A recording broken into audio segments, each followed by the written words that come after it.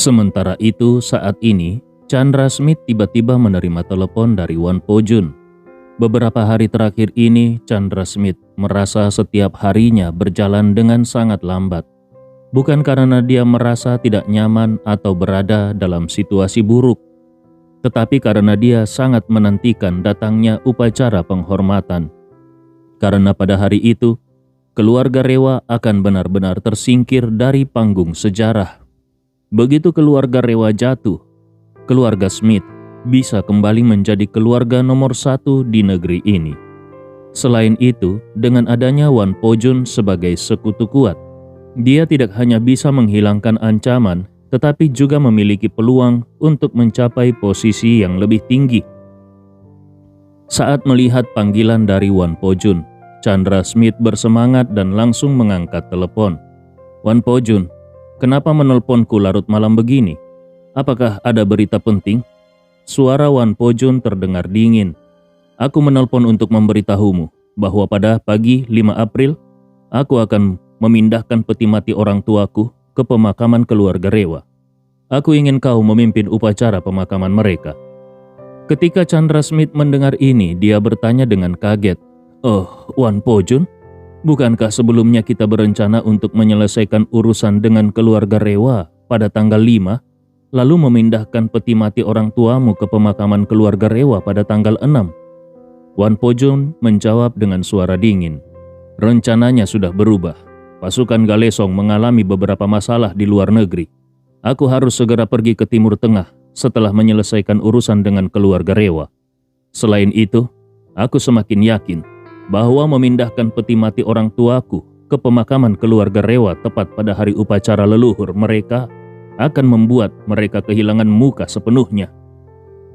Chandra Smith segera berkata, "Tentu saja, upacara leluhur keluarga Rewa adalah untuk menghormati lebih dari 100 leluhur mereka selama ratusan tahun.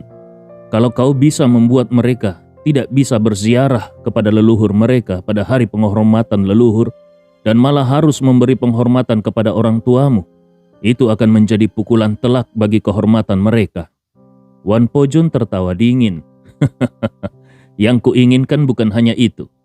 Aku ingin menggali semua makam leluhur keluarga Rewa dan membiarkan mereka terbuka di alam liar, agar ada tempat bagi orang tuaku. Selain itu, aku ingin menggali makam Sandi Rewa dan menghancurkannya menjadi abu. Saat itu tiba, kau akan menyaksikan semuanya dengan mata kepalamu sendiri." Chandra Smith berkata dengan penuh semangat, "Itu sungguh sebuah kehormatan besar. Jangan khawatir Wan Po Jun, aku akan kembali ke Jakarta besok. Pada pagi hari tanggal 5 April, meskipun langit menurunkan pisau, aku tetap akan datang tepat waktu." Wan Po Jun berkata dengan tegas, "Baiklah, sampai jumpa pada tanggal 5 April.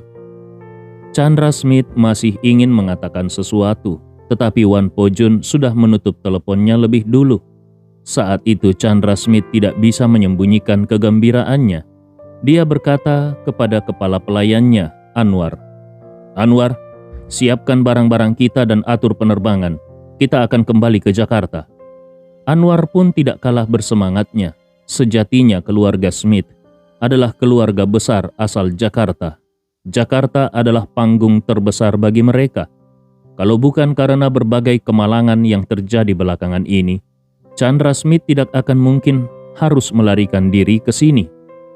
Kini, mendengar bahwa mereka akhirnya bisa kembali, Anwar pun sangat senang dan segera berkata, "Baik Tuan, aku akan segera menyuruh pelayan mengemas barang-barang dan menghubungi kru pesawat untuk bersiap lepas landas besok pagi." Chandra Smith langsung menolak, "Tidak bisa, kita belum bisa berangkat besok pagi. Beritahu kru pesawat untuk berangkat besok malam." Anwar berkata, "Tuan, kalau kita bepergian di malam hari, perjalanan akan lebih melelahkan. Kita mungkin akan tiba di rumah larut malam dan itu bisa mengganggu waktu istirahatmu." Chandra Smith berkata tanpa ragu, "Tidak masalah. Kita harus berangkat pada malam hari. Aku tidak bisa membiarkan orang lain tahu bahwa aku kembali ke Jakarta untuk sementara waktu. Atau itu bisa menimbulkan masalah yang tidak perlu. Kita harus kembali dengan diam-diam. Saat upacara penghormatan tiba, kita akan pergi ke pemakaman keluarga Rewa bersama Wan Po-jun untuk menyaksikan drama besar yang hanya terjadi sekali dalam 100 tahun. Anwar mengangguk, lalu dia teringat sesuatu dan berkata, "Tuan, baru-baru ini media asing terus memberitakan kalau pasukan Galesong mengalami kekalahan besar di Suriah dan mengalami pukulan berat. Menurutmu, apakah Wan Po-jun masih bisa menekan keluarga Rewa? Kalau dia nanti pergi dari negeri ini, bukankah keluarga Rewa bisa bangkit kembali?" Chandra Smith berkata dengan yakin, dia pasti bisa menekan mereka. Wan Po-jun dan para bawahannya, semuanya adalah pejuang yang luar biasa. Bahkan kalaupun Alif Rewa memiliki banyak pengawal, dia tidak akan pernah membayangkan bahwa upacara leluhur keluarga Rewa yang hanya terjadi sekali dalam 12 tahun akan diserang oleh musuh yang begitu kuat. Ketika para ahli dari pasukan Galesong tiba-tiba menyerbu pemakaman keluarga Rewa pasti akan dibuat tidak berdaya. Setelah mengatakan itu, Chandra Smith tertawa dingin dan berkata, "Pada saat itu, kita akan melihat siapa yang lebih kuat. Kalau Wan Po-jun bisa menundukkan keluarga Rewa, menggali makam Sandi Rewa, dan menghancurkannya menjadi abu, serta menggali semua peti mati leluhur keluarga Rewa, dan memaksa mereka mengenakan pakaian berkabung sambil berlutut untuk menyambut peti mati orang tuanya, maka nama baik dan kehormatan keluarga Rewa akan hancur total. Begitu Alif Rewa dan keluarganya sepenuhnya bertekuk lutut, mereka tidak akan pernah bisa bangkit lagi." Anwar berpikir sejenak lalu berkata, "Kalau segalanya berjalan sesuai dengan yang Tuan katakan, nama baik keluarga Rewa memang akan hancur total. Tapi meskipun reputasi mereka hancur, aset dan bisnis mereka masih ada. Mereka hanya akan kehilangan koneksi dan harga diri. Dalam situasi seperti itu, mungkin tidak akan mudah bagi kita untuk menekan mereka lebih jauh." Setelah ragu-ragu beberapa saat, dia dengan hati-hati berkata, "Tuan, aku punya sesuatu yang ingin aku katakan, tetapi tolong jangan marah." Chandra Smith melambaikan tangannya dan berkata dengan dingin, "Aku tahu apa yang ingin kau katakan. Kau ingin mengatakan bahwa nama baik keluarga Smith juga sudah kuhancurkan, sehingga pada akhirnya aku dan keluarga Rewa tidak ada bedanya, sama-sama kehilangan muka. Benar begitu?" Anwar segera berlutut dan berkata dengan ketakutan, Tuan, aku tidak bermaksud begitu." Chandra Smith bertanya kembali, "Lalu apa maksudmu?" Anwar terdiam seketika. Memang itulah yang ingin dia katakan, tetapi dia tidak berani mengungkapkannya secara langsung. Chandra Smith berkata dengan tenang, "Sudahlah, aku tidak akan marah. Bagaimanapun juga, kau hanya menunjukkan kesetiaanmu." Anwar tetap berlutut dan tidak berani berbicara lagi. Kemudian Chandra Smith berkata, "Apa yang terjadi pada pasukan Galesong di luar negeri bukan urusan kita. Yang harus kita pedulikan hanyalah satu hal. Kalau Wan Po-jun ingin menguburkan peti mati orang tuanya di pemakaman keluarga Rewa, itu berarti dia sangat yakin kalau keluarga Rewa tidak akan bisa membalas dendam, atau bahkan tidak akan berani membalas. Aku yakin dia akan menempatkan banyak orang di Jakarta untuk memastikan peti mati orang tuanya tidak digali kembali oleh keluarga Rewa." Setelah mengatakan itu, Chandra Smith tersenyum samar dan berkata dengan penuh makna, "Dari sini, aku yakin bahwa membalas dendam kepada keluarga Rewa hanyalah salah satu dari banyak tujuannya. Di dalam hatinya dia pasti ingin kembali dan membangun kembali keluarga Wan di negeri ini. Lagi pula orang tuanya meninggal di sini. Dia pasti ingin menghidupkan kembali keluarga Wan di tanah kelahirannya.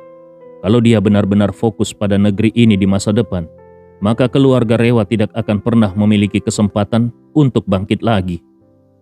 Anwar segera memuji, "Tuan memang bijaksana. Kalau demikian, keluarga Rewa pasti akan menderita dan akhirnya hancur total. Saat itu, mereka tidak akan bisa bersaing lagi dengan kita dalam bisnis." Chandra Smith tertawa dingin. "Sebentar lagi Alif Rewa akan kesulitan hanya untuk bertahan hidup. Apalagi yang bisa dia lakukan untuk melawanku?" Pada pagi hari tanggal 3 April, Andi Rewa dengan sederhana mengemas beberapa pakaian, berpamitan dengan istrinya serta mertuanya lalu pergi menuju Jakarta. Kali ini, dia tidak lagi menggunakan pesawat pribadi keluarga Rewa, melainkan naik jet pribadi Boeing yang diberikan oleh Aldi Gunawan. Bersama Ibnu Komar, dia bersiap untuk berangkat ke Jakarta. Setelah naik pesawat, Andi Rewa menelpon Mary, memberitahunya bahwa dia akan segera lepas landas dan diperkirakan tiba di Jakarta dalam waktu sekitar 2 jam.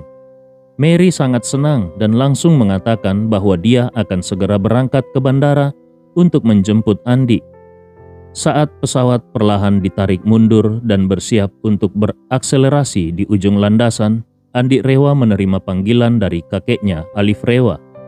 Dalam panggilan itu, Alif Rewa tidak bisa menyembunyikan kegembiraannya dan bertanya, "Andi, kapan kau akan tiba di Jakarta?" Andi Rewa menjawab dengan tenang, "Aku sudah di pesawat sekarang dan akan segera lepas landas." Alif Rewa berkata dengan penuh semangat, "Bagus sekali. Seluruh keluarga Rewa sekarang hanya tinggal menunggumu. Malam ini, aku sudah menyiapkan jamuan makan di rumah untuk menjamu semua anggota keluarga cabang serta perwakilan bisnis keluarga Rewa dari seluruh penjuru negeri dan dunia. Saat itu, aku akan memperkenalkan identitasmu kepada mereka, agar mereka tahu bahwa kau adalah putra Sandi." Andi Rewa berkata, "Tidak perlu, itu terlalu mencolok dan bukan gayaku." Kemudian dia menambahkan, "Hari ini aku akan menginap di rumah Paman Aldi Gunawan dulu. Besok aku akan menghadiri rapat persiapan sebelum upacara leluhur keluarga Rewa. Dan lusa aku akan datang tepat waktu untuk mengikuti upacara leluhur. Tapi untuk acara lain aku tidak akan ikut." Alif Rewa segera berkata, "Andi, kau adalah putra Sandi, cucuku dan pewaris generasi kedua keluarga Rewa. Kau harus tahu bahwa masa depan keluarga Rewa ada di tangan generasi muda seperti kalian. Seiring waktu, kau akan menjadi orang nomor 2 di keluarga Rewa.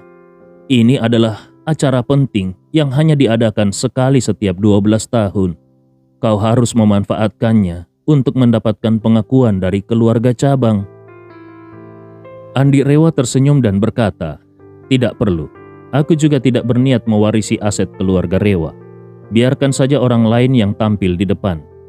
Saat dia berbicara, suara gemuruh mesin pesawat terdengar saat pesawat mulai berakselerasi di landasan. Andi Rewa berkata, "Pesawat akan lepas landas. Aku tutup dulu, sampai jumpa besok." Setelah berkata demikian, Andi Rewa langsung menutup telepon tanpa menunggu tanggapan dari kakeknya. Sebenarnya dia tidak bermaksud untuk bersikap tidak sopan. Hanya saja dia tahu apa yang ada di benak kakeknya. Dia tahu bahwa kakeknya ingin memanfaatkan upacara leluhur kali ini untuk mengembalikannya secara resmi ke keluarga Rewa, agar dia meninggalkan identitasnya sebagai yatim piatu di Makassar selama 20 tahun terakhir. Tapi bagi Andi, itu tidak bisa diterima.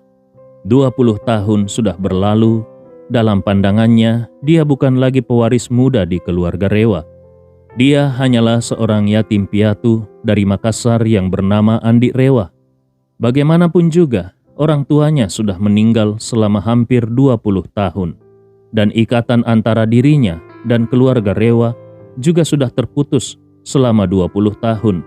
Menurutnya, tidak perlu dan tidak mungkin untuk menyambung kembali ikatan itu. Saat ini, di kediaman keluarga Rewa, Alif Rewa merasa sedikit tidak senang setelah Andi menutup teleponnya. Namun, dia memahami alasan dibalik sikap Andi. Dia tahu kalau cucunya itu masih enggan untuk secara resmi kembali ke keluarga Rewa.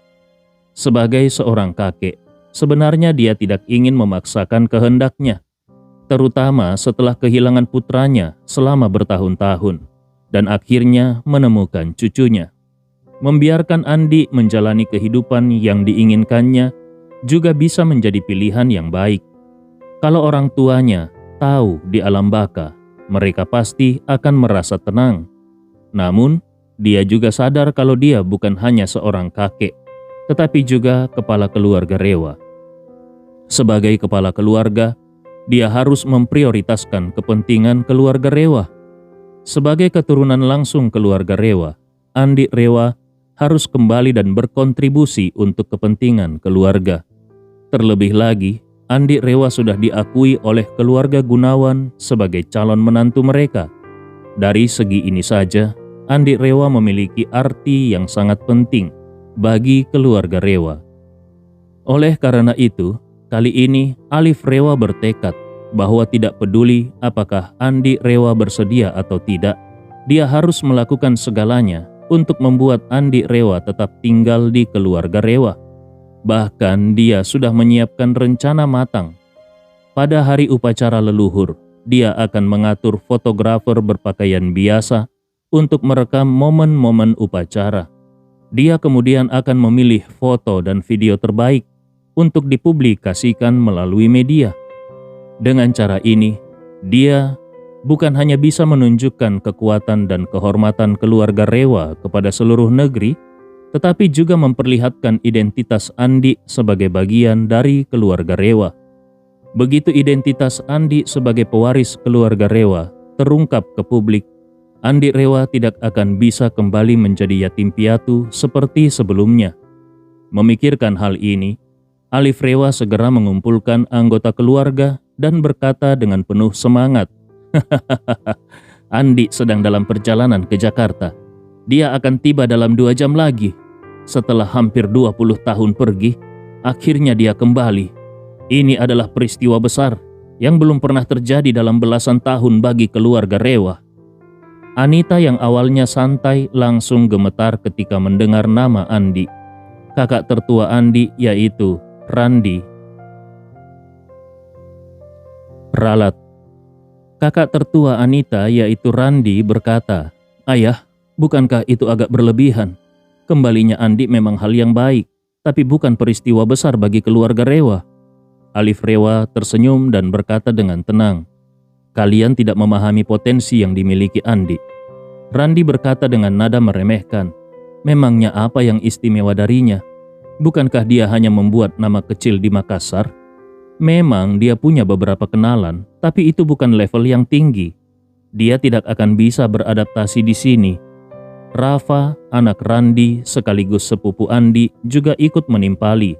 "Kakek, aku tahu kakek menaruh harapan besar pada Andi. Tapi di lingkungan sosial Jakarta, tidak ada tempat untuknya. Di lingkaran sosialku, hampir semua orang pernah belajar di luar negeri. Kebanyakan dari mereka di Amerika Serikat atau Inggris, minimal di Australia. Gelar sarjana hanyalah dasar. Banyak yang memiliki gelar doktor dalam bidang ekonomi atau manajemen. Sedangkan Andi, dia hanya bersekolah di universitas selama 1 tahun dan bahkan tidak memiliki gelar sarjana. Bagaimana dia bisa menyesuaikan diri dengan lingkaran sosial ini?" Handi, sepupu lain Andi, juga menambahkan, "Benar kakek, meskipun Andi adalah bagian dari keluarga Rewa, dia hanya memiliki hubungan darah. Selain itu dia tidak memiliki kesamaan dengan kita. Singkatnya, dia adalah orang rendahan di keluarga Rewa. Aku rasa kakek tidak perlu terlalu berharap padanya, karena semakin besar harapan, semakin besar pula kekecewaan." Melihat beberapa orang di depannya yang bersemangat membicarakan hal ini, Alif Rewa menggelengkan kepalanya dengan pelan. Dia tahu bahwa mereka semua kurang memahami Andi, sekaligus khawatir bahwa kembalinya Andi akan mengancam kepentingan mereka yang sudah ada. Oleh karena itu, mereka sengaja mengatakan hal-hal seperti ini untuk mengaburkan pandangannya. Namun, sebagai rubah tua, bagaimana mungkin dia terpengaruh oleh mereka? Di antara seluruh keluarga Rewa, hanya ada 2 orang yang benar-benar memahami kemampuan Andi. Anita tahu beberapa hal, tetapi Alif Rewa tahu lebih banyak.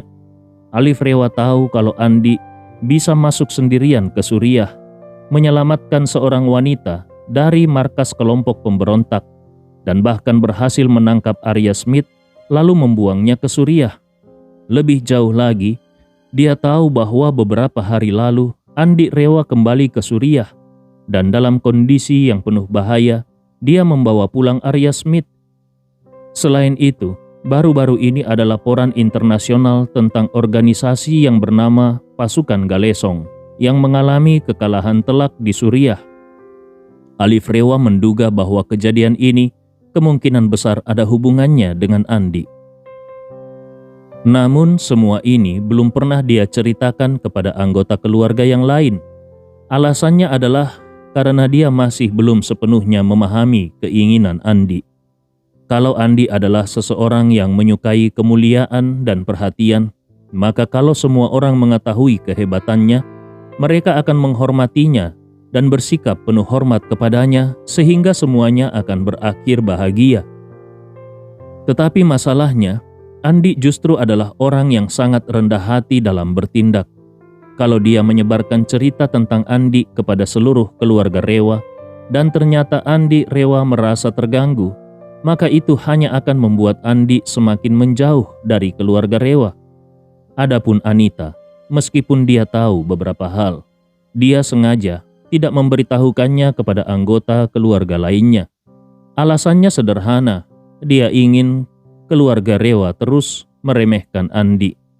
Hingga kini Anita belum bercerai dan keluarganya juga sudah jatuh miskin. Oleh karena itu, satu-satunya harapannya adalah mendapatkan bagian dari aset keluarga Rewa. Dengan pemikiran ini, dia justru berharap agar saudara-saudaranya di keluarga terus bertikai. Kalau sejak awal mereka tahu betapa kuatnya Andi dan malah tunduk padanya, lalu bagaimana mereka bisa saling bersaing? Kalau tidak ada pertikaian di dalam keluarga, maka sebagai anak perempuan yang sudah menikah, apa haknya untuk mendapatkan bagian dari harta keluarga? Pada saat ini Alif Rewa sudah muak dengan omong kosong mereka dan berkata dengan nada dingin, "Cukup, aku akan pura-pura tidak mendengar semua omongan kalian tadi. Mulai sekarang siapapun yang berani mengucapkan omong kosong ini lagi, baik di hadapanku maupun di depan Andi, jangan salahkan aku kalau bertindak tegas." Rafa melihat bahwa kakeknya tetap tidak terpengaruh dan berkata dengan nada tidak senang, "Kakek, aku tahu kakek merasa bersalah kepada Andi, tetapi tetap saja kakek tidak boleh terlalu memanjakannya." Dia lalu menambahkan, dia sudah bertahun-tahun tidak tinggal di keluarga Rewa. Dia tidak hanya kurang pendidikan, tetapi juga tidak tahu etika dan tata krama. Terakhir kali Bibi Anita dengan baik hati datang ke Makassar untuk menyelesaikan masalah pernikahannya. Tetapi apa yang dia lakukan? Dia malah mengurung Bibi di kawasan kumuh saat perayaan Tahun Baru. Apakah dia masih memiliki rasa hormat terhadap yang lebih tua? Kalau kakek ingin dia kembali ke keluarga Rewa, dia harus diberikan aturan yang ketat. Setelah itu dia menoleh ke Anita dan berkata, "Bibi, Andi memperlakukan Bibi dengan begitu buruk. Bukankah sudah seharusnya kita mengajarkan dia sopan santun?"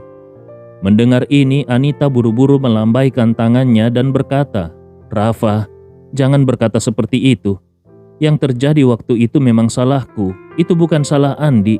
Aku sendiri yang tidak mempertimbangkan segala sesuatunya dengan baik." Mata Rafa hampir melotot keluar. Dia menatap bibinya yang tampak ketakutan dan berpikir di dalam hati, apakah ini benar-benar bibiku yang dulu terkenal sebagai wanita arogan dan kejam di seluruh Jakarta?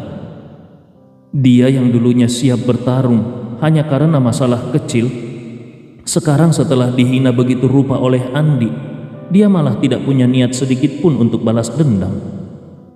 Dia pun bertanya dengan tidak puas, "Bibi, apakah Bibi tidak merasa kalau Andi benar-benar keterlaluan waktu itu? Bibi tidak marah sedikit pun?" Anita langsung mundur satu langkah dan berkata dengan serius, Aku tidak marah. Jangan sembarangan bicara." Rafa hampir jatuh pingsan karena terkejut. Dia sama sekali tidak menyangka kalau rencananya untuk membakar kembali amarah bibinya justru malah berbalik menjadi seperti ini. Dalam kondisi yang kesal, dia menoleh ke ayahnya Randi dan berharap bahwa ayahnya bisa membantu memperburuk situasi. Namun Alif Rewa tidak memberinya kesempatan. Ekspresi wajahnya sudah menunjukkan ketidakpuasan yang jelas. Dengan nada dingin dia berkata, "Rafa, Andi adalah adik sepupumu. Aku tidak peduli apa pendapatmu tentangnya.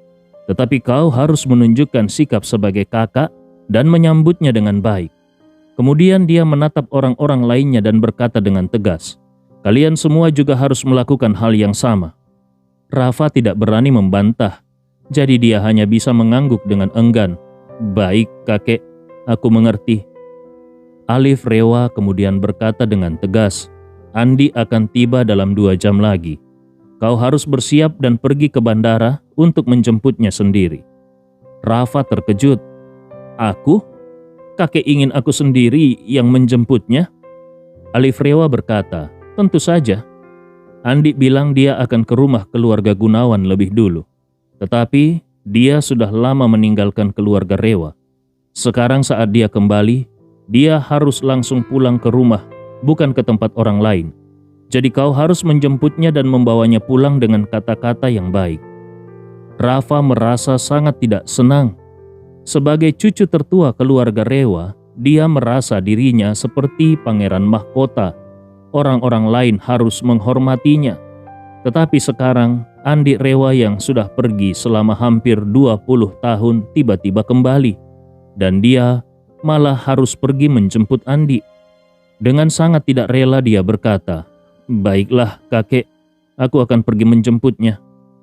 Alif Rewa mengangguk, lalu menoleh ke Handi putra Fendi dan berkata, "Handi, kau juga ikut." Mendengar bahwa dirinya juga harus pergi menjemput Andi, Handi merasa sangat tidak rela. Namun, dia tidak punya pilihan lain. Kalau sepupunya, Rafa, yang selalu arogan saja sudah menyerah, bagaimana mungkin dia masih berani menolak? Jadi, dia hanya bisa setuju dengan patuh. Saat itu, seorang pelayan berlari masuk dan melapor, "Tuan, Putri Helena datang." Begitu Rafa mendengar kalau Helena datang, ekspresi suramnya sedikit mereda. Putri Helena adalah tunangannya, seorang putri dari keluarga kerajaan Nordik, Helena Iliad. Meskipun keluarga Rewa dan keluarga Iliad sudah mencapai kesepakatan pernikahan, namun mereka belum resmi bertunangan. Oleh karena itu, demi menjaga etika dan menghindari gosip media, keluarga Rewa tidak mengatur agar Helena tinggal di villa keluarga. Sejak tiba di Jakarta, Helena tinggal di Hotel GX Marion. Namun dia sering berkunjung ke keluarga Rewa di siang hari dan terkadang berkeliling Jakarta bersama Rafa. Rafa sangat menyukai Helena, bukan hanya karena statusnya sebagai putri kerajaan Nordik yang membuatnya merasa bangga, tetapi juga karena Helena sendiri adalah wanita Eropa yang sangat cantik, dengan penampilan dan aura yang luar biasa. Saat ini seorang gadis berkulit putih bersih mengenakan gaun panjang putih yang anggun dengan rambut emas panjang terurai seperti air terjun di bahunya melangkah masuk.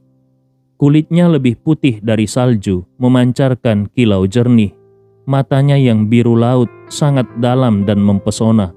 Hidungnya tinggi, bibirnya tipis kemerahan, membuatnya tampak seperti karya seni yang dipahat dengan sempurna. Baik dari segi wajah maupun tubuh, dia benar-benar luar biasa. Kehadirannya membuat seluruh ruang tamu keluarga Rewa tampak lebih terang seketika.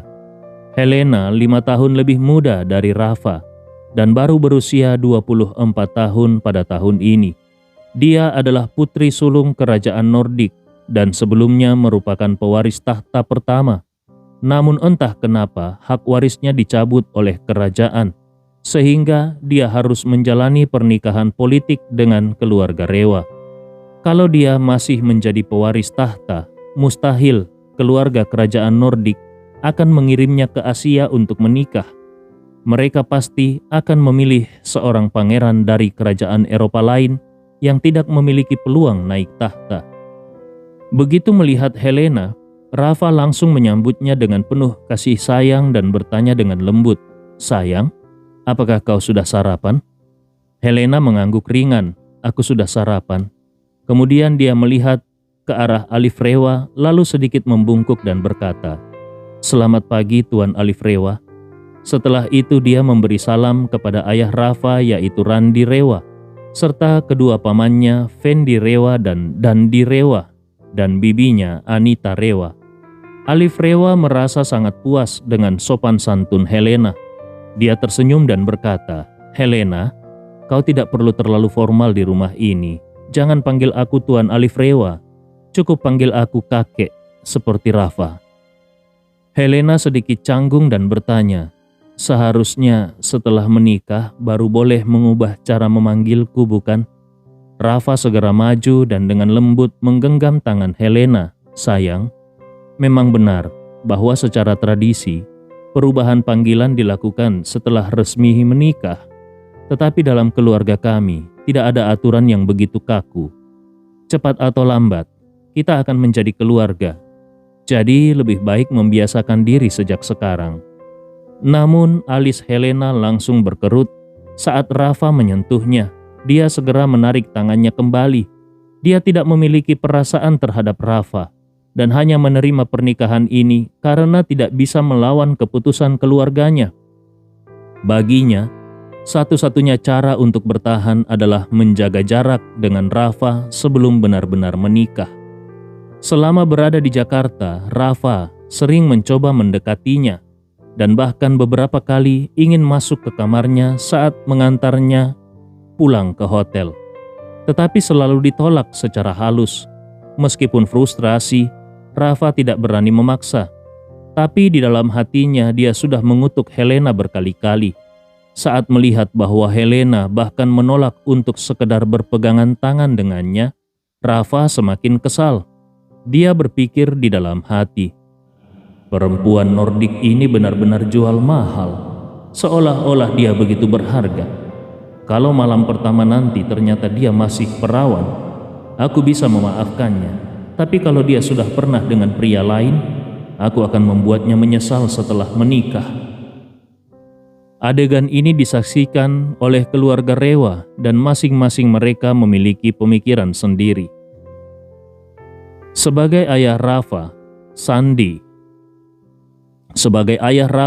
Randi merasa sedikit tidak senang. Dia merasa kalau Helena tidak menghargai putranya. Namun bagi Alif Rewa, justru sebaliknya. Dia semakin mengagumi Helena. Meski berasal dari Eropa yang lebih terbuka, Helena tetap menjaga prinsipnya dengan baik. Menantu seperti ini tidak hanya akan membuat keluarga Rewa semakin terhormat, tetapi juga mengurangi kemungkinan skandal di masa depan. Rafa merasa sangat canggung, jadi dia buru-buru mengalihkan topik pembicaraan dan berkata kepada Helena, "Sayang, ini adalah bentuk perhatian dari keluarga. Kita tidak bisa menolaknya. Jadi lebih baik kau menyesuaikan diri dengan adat setempat dan tidak terlalu mempermasalahkannya." Saat ini Alif Rewa melihat jam dan berkata, "Baiklah, Rafa, cepatlah pergi ke bandara menjemput Andi agar tidak terlambat." Rafa mengangguk setuju, lalu dia menoleh ke Helena dan berkata, "Sayang, kalau kau tidak sibuk, ikutlah ke bandara denganku." Mendengar kalau Rafa tiba-tiba ingin membawanya ke bandara, Helena sedikit bingung. Dia menatap Rafa dengan heran dan bertanya, "Pergi ke bandara sekarang? Ada urusan apa?" Rafa menjelaskan, "Begini, aku punya sepupu yang sudah terlantar dan bahkan mengembara selama 20 tahun. Hari ini adalah pertama kalinya dia kembali ke Jakarta. Aku dan Handi berencana menjemputnya di bandara. Kau adalah calon kakak iparnya, jadi kalau tidak ada urusan lain, ikutlah bersamaku untuk menjemputnya." Mendengar ini, Helena segera mengangguk tanpa ragu dan berkata, "Tidak masalah, ini memang sudah seharusnya dilakukan." Alif Rewa tersenyum puas dan berkata, "Baiklah, kalau begitu kalian bertiga pergi bersama." Setelah itu dia memberi perintah kepada Sangkala. "Sangkala, segera siapkan iring-iringan mobil." Sangkala langsung menjawab, "Baik, Tuan." Dia buru-buru keluar dari villa untuk mengumpulkan tim pengawalan sebelum berangkat. Rafa berkata kepada Alif Rewa, "Kakek, kalau begitu kami akan pergi dulu." Alif Rewa mengangguk dan mengingatkan, "Baik, ingat, pastikan membawa Andi kembali." Rafa segera berkata, "Baik kakek, aku mengerti." Setelah itu dia memberi isyarat kepada Handi dan berkata kepada Helena, "Sayang, ayo kita pergi." Helena berkata dengan sedikit rasa bersalah, "Maaf, sebelumnya aku tidak tahu kalau kita akan pergi ke tempat umum, jadi riasanku agak sederhana. Kalau aku pergi ke bandara seperti ini, itu tidak sesuai dengan standar riasan keluarga kerajaan di tempat umum. Aku perlu meminjam kamar mandi sebentar untuk merapikan riasanku. Tolong tunggu aku beberapa menit." Rafa mengangguk dengan sopan dan berkata, "Tidak masalah, kami akan menunggumu di depan. Waktu kita masih cukup, jadi tidak perlu terburu-buru." Helena mengangguk ringan dan segera menuju kamar mandi terdekat. Rafa berjalan keluar dari villa bersama Handi sambil mengobrol. Mereka menunggu iring-iringan mobil berkumpul di halaman depan. Saat memikirkan bahwa dia harus pergi ke bandara untuk menjemput Andi, Rafa merasa sangat tidak senang. Dengan gigi terkatup, dia mengutuk, "Andi ini benar-benar luar biasa. 20 tahun tidak pulang dan begitu kembali. Aku yang harus menjemputnya secara pribadi. Memangnya dia itu siapa? Memangnya pantas aku menjemputnya?" Handi buru-buru menyetujui. "Benar Kak Rafa, aku sungguh tidak mengerti. Apakah kakek sudah mulai pikun? Kenapa dia begitu memperhatikan Andi? Orang seperti dia yang tumbuh di jalanan, mana mungkin bisa bertahan di Jakarta? Kalau orang luar tahu bahwa keluarga Rewa membawa pulang seorang keturunan langsung yang bahkan tidak menyelesaikan kuliah, mereka pasti akan menertawakan kita habis-habisan." Mengingat hal ini, Handi semakin kesal dan berkata dengan marah, "Lagi pula, kakek sudah cukup murah hati dengan memberinya grup Rapocini. Bukankah itu sudah cukup untuk mengusirnya? Kalau dia tahu diri, dia seharusnya mengambil grup Rapocini dan pergi sejauh mungkin. Setidaknya jangan pernah kembali ke keluarga Rewa dan membuat masalah." Rafa berkata dengan dingin, "Jangan sebut-sebut grup Rapocini. Kalau aku mengingatnya, aku jadi tambah marah." Dengan gigi terkatup, Rafa berkata, "Grup Rapocini mungkin tidak terlalu berharga, tetapi setidaknya punya nilai pasar ratusan miliar. Dalam skala aset keluarga Rewa, grup Rapocini saja sudah hampir 1/10 dari total aset. Kita para cucu sejauh ini hanya bisa mendapatkan posisi manajemen menengah dalam grup. Memang gaji dan dividen kita tidak kecil, tetapi setahun paling banyak hanya mendapat beberapa miliar. Kakek tidak pernah berkata akan memberi kita satu perusahaan dengan nilai lebih dari 100 miliar dan membiarkan kita mengelolanya sesuka hati. Lalu kenapa Andi bisa langsung mendapatkan grup Rapocini? Ini sangat tidak adil." Handi juga merasa sangat kesal dan berkata dengan marah, "Saat pembagian dividen akhir tahun lalu, aku hanya mendapatkan sekitar 870 juta, bahkan tidak sampai 1 miliar. Tapi Andi malah memegang perusahaan senilai 200 miliar. Aku juga ingat kakek meminta Sangkala memberikan kartu bank dengan saldo miliaran kepadanya, bukan?" Mata Rafa bersinar dengan kebencian saat dia berkata, "Benar, tapi bocah itu masih tidak puas dan bahkan ingin kembali untuk merebut warisan keluarga." Handi menggertakkan giginya dan berkata, "Kakek benar-benar sudah kehilangan akal sehatnya. Kalau dia benar-benar membiarkan Andi tetap di keluarga Rewa, posisimu di masa depan pasti akan sangat terancam." Rafa paling tidak suka kalau ada orang yang ingin merebut posisinya sebagai pewaris keluarga Rewa. Mendengar kata-kata Handi barusan, kemarahannya terhadap Andi semakin bertambah. Dia mengepalkan tinjunya dan berkata dengan suara tegas, "Aku tidak akan membiarkan Andi tetap di keluarga Rewa. Kalau dia ada, aku tidak ada. Kalau aku ada, dia tidak boleh ada." Handi segera bertanya, "Lalu, apa rencanamu?" Rafa berkata dengan dingin, "Pertama, kita akan memberinya peringatan keras agar dia tahu siapa yang sebenarnya berkuasa di keluarga Rewa. Lalu kita cari cara untuk menjatuhkannya dan membuat kakek benar-benar kecewa padanya. Handi berkata dengan semangat, "Itu ide yang bagus. Kalau kakek tidak lagi melindunginya, dia pasti tidak akan punya tempat di keluarga Rewa." Rafa tertawa sinis dengan wajah kejam dan berkata, "Tidak hanya itu. Saat waktunya tepat, aku pasti akan merebut kembali grup Rapocini dari tangannya. Dan uang yang dia terima dari kakek juga harus dia kembalikan kepadaku, beserta bunganya." Handi langsung mengacungkan jempolnya dan berkata dengan penuh semangat, "Aku yakin kau bisa melakukannya. Menghadapi dia pasti bukan masalah bagimu." Saat ini Handi tidak bisa menahan diri untuk bertanya dengan bingung. Kau pergi menjemput si Andi itu saja sudah cukup memberinya wajah. Tetapi kenapa kau juga mengajak kakak ipar? Bagaimanapun juga, kakak ipar adalah seorang putri dari keluarga kerajaan Nordik. Pergi menjemput si pecundang itu terlalu berlebihan, bukan? Rafa tertawa dingin dan berkata, "Aku sengaja ingin membuatnya melihat Helena dengan matanya sendiri, supaya dia sadar betapa besar perbedaan antara dia dan aku. Mary Kalista dari keluarga Gunawan memang bagus, tapi kalau soal penampilan dan aura, dia tetap kalah dibandingkan Helena."